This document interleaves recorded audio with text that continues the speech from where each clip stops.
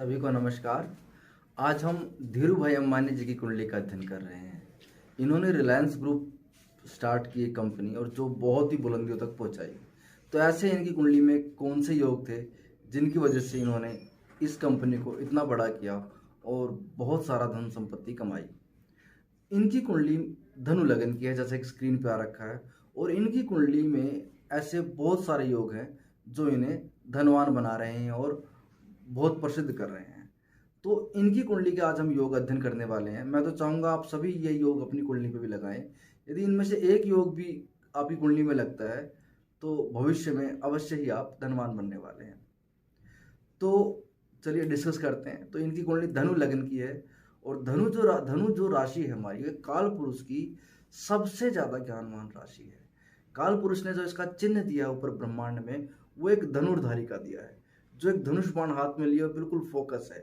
नीचे से उसका शरीर घोड़े का दिया है और ऊपर का मनुष्य का दिया है और पूरी तरह फोकस है। काल पुरुष की सबसे ज्यादा ज्ञानवान राशि है, बृहस्पति देव इस राशि के स्वामी है और बिल्कुल ज्ञान से भरी हुई। और नीचे इसके घोड़े का शरीर दिया, अर्थात ये जातक जो होंगे बहुत ही ज्ञानवान होंगे, बिल्कुल फोकस होंगे, बिल्कुल फोकस।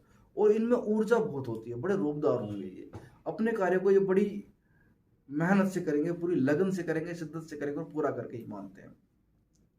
और ये जो जातक होते हैं बड़े ईमानदार होते हैं, बड़े निष्ठावान होते हैं और भगवान को मानने वाले होते हैं, भगवान से डरने वाले होते हैं और बड़े ही सात्विक होते हैं, क्योंकि बृहस्पति देव की राशि है। और चलिए इनकी कुंडली के योगों की बात करते हैं। इनकी कुंडली के लग्न में धनु राशि विद्यमान है और वहां पर सूर्य देव विद्यमान है। एक जनरल बात कर रहे हैं पहले। ये जो सूर्य देव हैं ये हमारे नवम भाव के स्वामी बनते हैं इनकी कुंडली में, और नवम भाव हमारा भाग्य का है।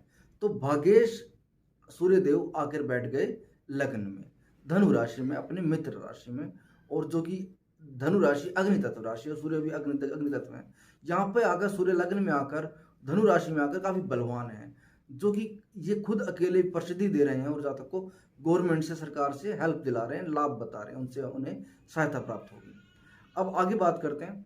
तो इनकी कुंडली में जो पहला शुभ योग हम बात कर रहे हैं, महाभाग्य योग का निर्माण हुआ। जो पहला महाभाग्य योग है उसका निर्माण कैसे हुआ, महाभाग्य योग होता क्या है जानते हैं। ये जो महाभाग्य योग है तो इसमें हमें क्या देखना होता है कि जातक का जन्म दिन के समय का हो, जिस भी पुरुष की हम बात करें, और उसका लग्न विषम राशि का हो, सूर्य भी विषम राशि में विद्यमान हो और चंद्रदेव भी विषम राशि में विद्यमान हो। तो इनकी कुंडली में जैसा कि स्क्रीन पे दिखाई दे रही है, लग्न हमारा धनु राशि का है। धनु राशि अर्थात 9 नंबर राशि, विषम राशि है। और सूर्य देव भी धनु राशि में विद्यमान है, विषम राशि में विद्यमान है। और चंद्रदेव भी वही विद्यमान है, विषम राशि में ही। तो लग्न भी विषम राशि का है, चंद्रमा भी विषम राशि के हो गए और सूर्यदेव भी विषम राशि के हैं। दिन का जातक का जन्म है सूर्यदेव के बाद का। तो ये एक महाभाग्य योग का निर्माण कर रहा है। तो महाभाग्य योग के प्रभाव से जातक बहुत ही गुणवान होता है, धनवान बनता है, प्रसिद्धि प्राप्त करता है, उच्च चरित्र होता है इनका, मतलब चरित्रवान होते हैं ये अच्छे। तो ये जो महाभाग्य योग है इनकी कुंडली में धनवान बनाने में इनको बहुत बड़ा योगदान कर रहा है, महाभाग्य योग। अब अगले योग की बात करते हैं। अगला योग है इनकी कुंडली में जो शुभ योग जो इन्हें धनवान बना रहा है, वो अम्ला योग है। अम्ला योग क्या होता है? जब भी चंद्रमा से 10वें भाव में कोई भी शुभ ग्रह विराजमान हो तो अम्ला योग का निर्माण होता है। इनकी कुंडली में चंद्रदेव लग्न में ही विराजमान है और चंद्रमा जो लग्न में विराजमान है उनसे 10वें भाव में खुद लग्नेश बृहस्पति विराजमान है। बृहस्पति वैसे भी शुभ ग्रह हैं और खुद ये लग्नेश है, और लग्नेश किसी भी कुंडली का हो बहुत ही शुभ होता है और बृहस्पति ऑलरेडी बहुत शुभ ग्रह है। तो बृहस्पति शुभ ग्रह चंद्रमा से विराजमान है 10वें भाव में, जो कि एक पूर्ण अम्ला योग का निर्माण कर रहे हैं। इस अम्ला योग के प्रभाव से जातक बड़ा ही प्रसिद्ध होता है, उसकी ख्याति दूर दूर तक फैलती है और वो गुणवान होता है, अपने ही कार्यों से धन कमाता है और उसके कार्य ऐसे होते हैं कि उसकी प्रसिद्धि और ख्याति दूर दूर तक फैलती है और वो संपूर्ण सुख भोगता है, उसको सारे सुख प्राप्त होते हैं, सारे सुख वैभव उसके पास होते हैं अम्ला योग के प्रभाव से। जैसे कि इनकी कुंडली में ये अम्ला योग निर्माण कर रहा है और जब उस ग्रह की दशा आती है जो अम्ला योग का निर्माण कर रहा है, यानी चंद्रमा से बैठे ग्रह की दशा, यानी चंद्रमा से बैठा यहाँ 10वें चंद्रमा से 10वें भाव में जो ग्रह विद्यमान है, बृहस्पति देव विद्यमान है, जब इस ग्रह की दशा आएगी, यानी 10वें भाव में बैठे ग्रह की दशा आती है, तो जातक बहुत ही ज्यादा धन कमाता है। यानी उसके, यदि वह व्यवसाय में होता है तो उसका व्यवसाय दिन दूनी रात चौगनी करता है, चौगनी तरक्की करता है। जैसे कि ये व्यवसाय में थे, रिलायंस ग्रुप में थे, तो इन्होंने बृहस्पति की दशा में अपने व्यवसाय को बहुत ही ऊंचा उठाया। तो ये जो बृहस्पति की जो दशा थी इनको मिली, हमें इनको जो धीरू भाई अंबानी जी को प्राप्त हुई 9 मार्च 1982 से लेकर के ये 9 मार्च 1998 तक, यानी 9 मार्च 1982 से लेकर के 9 मार्च 1998 तक चली। 16 साल की बृहस्पति दशा होती है और इस दशा में इन्होंने अपने व्यवसाय को बहुत ही ऊंचा उठाया। हालांकि इनका राहु भी बहुत अच्छा बैठा हुआ है 3rd भाव में। बृहस्पति से पहले इनकी राहु की दशा थी जिसमें इन्होंने अपने व्यवसाय को काफी ऊंचा उठाया। उसके बाद बृहस्पति की दशा आते ही तो धन का एकदम से बहुत ज्यादा धन कमाने लग गया अपने व्यवसाय से, और व्यवसाय में बहुत तरक्की हुई, क्योंकि 10वें भाव में बैठा हुआ बृहस्पति अम्ला योग का निर्माण कर रहा है और खुद भी लग्नेश है, चंद्रमा से 10वें भाव में विराजमान है। तो ये हमने अम्ला योग की बात करी। अब अगले योग की बात करते हैं। इनकी कुंडली में दुर्धरा योग विद्यमान है। अब दुर्धरा योग क्या होता है? दुर्धरा योग होता है चंद्रमा से जब दूसरे भाव में और 12वें भाव में दोनों में ग्रह विद्यमान हो, सूर्य राहु केतु को छोड़कर, सूर्य और राहु केतु छोड़कर कोई भी ग्रह चंद्रमा से दूसरे भाव में विद्यमान हो और 12वें भाव में। यहाँ चंद्रमा से दूसरे भाव में शनिदेव विराजमान है और चंद्रमा से 12वें भाव में यहाँ पर हमारे बुध और शुक्रदेव विराजमान है, जो कि दुर्धरा योग का निर्माण कर रहे हैं।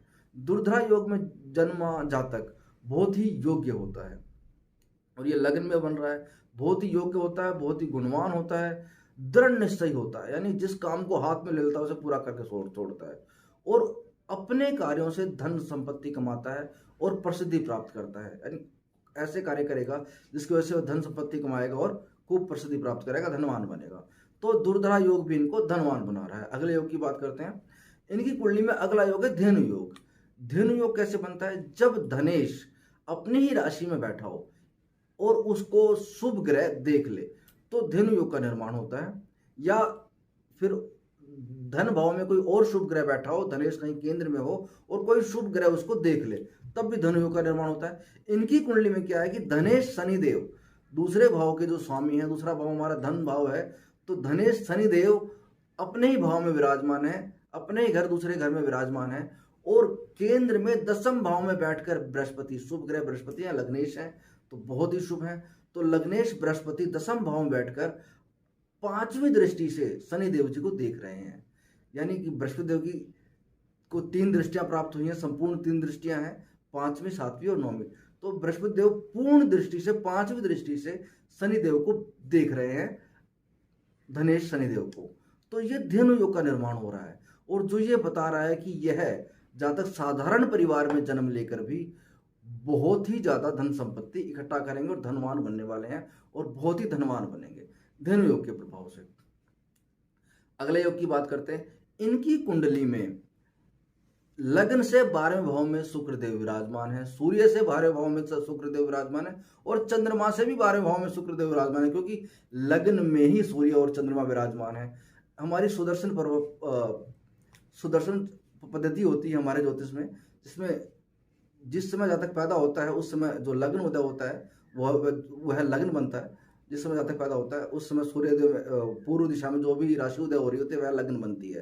तो पूर्व दिशा में इनके धनु राशि उदय थी और धनु राशि में ही यहाँ सूर्यदेव विराजमान थे, यानी सूर्य लग्न से भी शुक्र 12वें में हो गए, चंद्रदेव भी विराजमान थे, तो चंद्र लग्न से भी शुक्रदेव 12वें में हो गए और खुद लग्न से भी शुक्रदेव 12वें में है। शुक्रदेव हमारे संसार के सारे वैभव संपत्ति देने वाले हैं, धनवान बनाने वाले हैं, सारी सुख वैभव सभी संपत्तियां देने वाले हैं। तो शुक्रदेव का भी द्वादश भाव में होना, चंद्र लगन से, सूर्य लगन से और खुद लगन से इनको बहुत ज्यादा धनवान और बहुत ज्यादा वैभवशाली बना रहा है। इनकी कुंडली में अम्ला योग भी विद्यमान है। चंद्रमा से 12वें भाव में यदि शुभ ग्रह विराजमान हो तो अम्ला योग का निर्माण होता है। तो इनकी कुंडली में चंद्रमा से 12वें भाव में शुक्र और बुध देव विराजमान है, तो अनफा योग का निर्माण कर रहे हैं। अनफा योग के वजह से जातक बड़ा ही चरित्रवान होता है, बड़ा ही चुंबकीय आकर्षण होता है, लोग उसकी बात मंत्र मुग्ध होकर सुनते हैं और जातक को अच्छे अच्छे वस्त्र पहनने का शौक होता है और काफ़ी सारी जो है सुख सुविधाओं का हो जाता है कि वो उपभोग करता है। तो ये हालाँकि इनकी कुंडली में और भी योग विद्यमान है, परंतु हमने इनकी कुंडली में आज हमने धन और योगों में बात करें, जैसे सूर्य से 12वें भाव में भी शुभ ग्रह विराजमान है, सूर्य भी लग्न में विराजमान है, बुध और बृहस्पति, तो वासु योग का निर्माण होता है, वासी योग। तो ये सूर्य से 12वें भाव में जब शुभ ग्रह विराजमान हो तो वासी योग का निर्माण होता है। वासी योग हमारा क्या बताता है कि जातक अपने शत्रुओं को परास्त करने वाला होता है, जातक बड़ा ही चरित्रवान, गुणवान, विद्वान और बड़ा ही मेधावी होता है। इनकी कुंडली में गज केसरी योग भी विद्यमान है। तो गज केसरी योग का निर्माण कैसे होता है? जब भी चंद्रमा से 1 यानी चंद्रमा के साथ ही 4, 7, 10 भाव में बृहस्पति देव विराजमान हो जाए, यानी चंद्रमा से केंद्र में कहीं भी बृहस्पति देव विराजमान हो जाए केंद्र में, तो गज केसरी योग का निर्माण होता है। इनकी कुंडली में चंद्रमा लग्न में ही विराजमान है और चंद्रमा से 10वें भाव में बृहस्पति देव विराजमान होते हैं। यह अमला योग तो बनता ही बनता है, साथ में यह गज केसरी योग भी बनता है। तो इन्हें गज केसरी योग का भी प्रभाव मिलता है। गज केसरी योग के प्रभाव से जातक प्रसिद्ध होता है, बड़ा ही होशियार, इंटेलिजेंट, मेधावी होता है और उसकी प्रसिद्धि जीते जी तो फैलती फैलती है, मरणोपरांत भी उसकी प्रसिद्धि फैलती रहती है। लोग उसे याद रखते हैं, उसके कार्य को सराहा जाते हैं।